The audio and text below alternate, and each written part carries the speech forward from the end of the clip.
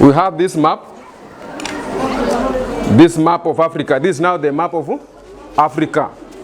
This one. Now you realize that at the top we call it what? The northern part. The northern part is much wider. Yani ni kubwa. Are we together? It is big. It is big compared to the southern part. Compared to the southern part, which is now much narrower. It is very narrow at the bottom or the southern part That's why we have written this, the shape of Africa. We have written the northern half is very wide, while the southern is much narrower.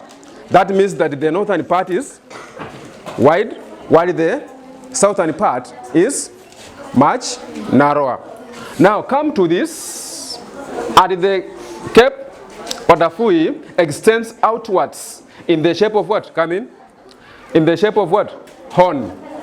Therefore, the Horn of Africa. That's why we are calling it what? That's why we are calling it the Horn of what? The Horn of Africa. It is extending at the eastern part. Now, we have at the eastern part, we have like an elbow joint like this.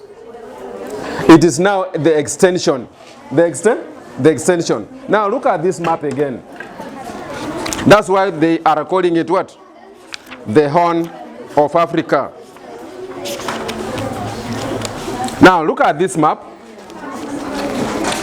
Where?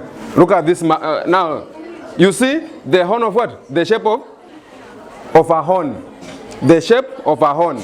That's why we are now looking at this. This side. This one. You see, it is extending at the eastern part. It is extending at the eastern part, like an elbow joint. So this one, an elbow joint like this one, we call it a horn. A horn of what? A horn of Africa. Are we together? So it is good to know. If they tell you that now the shape of Africa at the northern part, it is broader or wide, you need to know, because you have drawn, you have them in your books. You have it in your books. And then at the southern part is much narrower, because you have seen and you have drawn that map in your book. And then when you see that they tell you that it is extending outwards in the shape of Horn of Africa, we have shown you, or I have shown you, the extension of the eastern part. The eastern part, it is like an elbow joint. It is like an elbow joint. Now, looking at that, now we move to the size of Africa. We wanted to see the size of Africa. Africa, know very well that it is the second largest continent in the world. So tulisema hivyo. We said that Africa is the second largest continent in the world. Having said that, we wanted to see the size of it. And remember very well that now we shall also come and learn the continents that make up what? The world. We have 7 of them. Now, the size of Africa, you realize that the size of Africa, it is the second largest continent in the world. Now, from today, know that Africa is the second largest continent. Are we together? The second largest continent in the world. Now, occupying has an area of about 30.3 million kilometers, square kilometers. It has an area of about 30.3 million square kilometers. Now, occupying 20% of the total land surface. 20% of the total land surface. That means that the other ones are what? Water. Are we together? Mass of water.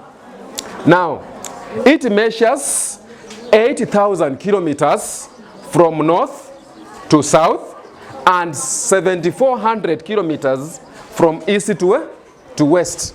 Now, know very well that Africa occupying about 30.3. Africa occupying 30.3 million square kilometers. It's not, it is big enough compared to other continents. So being the second largest, now being the second largest is occupying also 20% of the total land surface. Now it also measures 80,000 kilometers from north to south, yani from north to south.